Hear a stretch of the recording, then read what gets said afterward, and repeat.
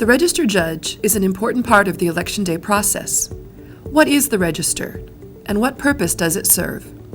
The register is an alphabetical listing, usually by precinct, of everyone who is qualified to vote at a polling place on election day. The register will tell you if someone is inactive, if someone is provisionally registered, and if someone has had an absentee ballot issued to them.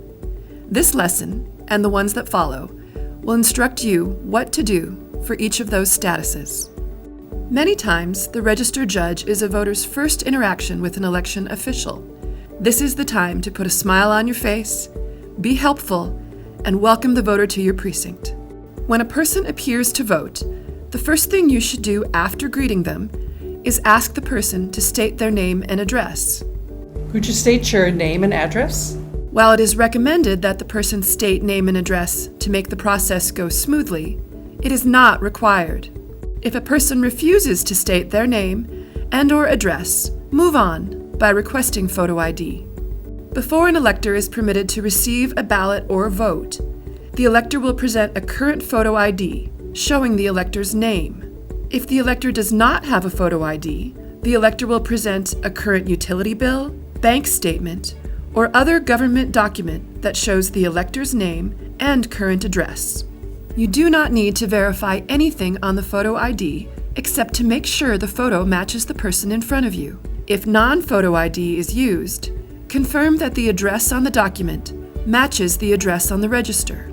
If the address does not match, provide the person with a new voter registration form and let them know that they can vote one last time at their old address if they choose, or they can go to the late registration office to late register at their new address. If the person does not have any form of ID with them, ask them to go get ID, or give them the option to go to the provisional judge and vote a provisional ballot and provide ID before the close of polls or by 5 p.m. the day after Election Day. The ID should be handed back to the voter after checking the photo, or, if necessary, it can be first handed to the poll book judge so that they can get the name correct for the poll book before handing the ID back to the voter. Before the voter signs the register, check to see if there is a notation on the register that the voter is provisionally registered, that the voter is inactive, or that the voter has already been sent an absentee ballot.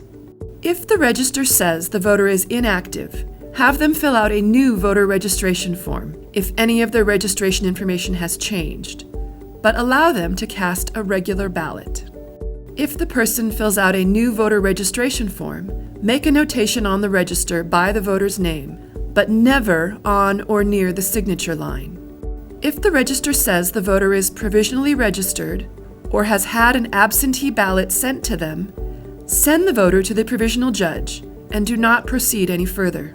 If all is okay to proceed, carefully watch the voter sign the register to make sure that they sign on the correct line. Then, direct them on to the ballot judge. Be sure to clearly state the first and last name of the person loud enough so that any poll watchers can hear. Thank you. George Washington is now voting. Remember, the register judge is responsible for ensuring that an elector shows some form of ID, for ensuring that they have not had an absentee ballot sent to them, that they are not provisionally registered, and that they sign the register. Ensuring these things in a friendly, professional, and helpful manner means that the voter is ready to move to the next step in the voting process.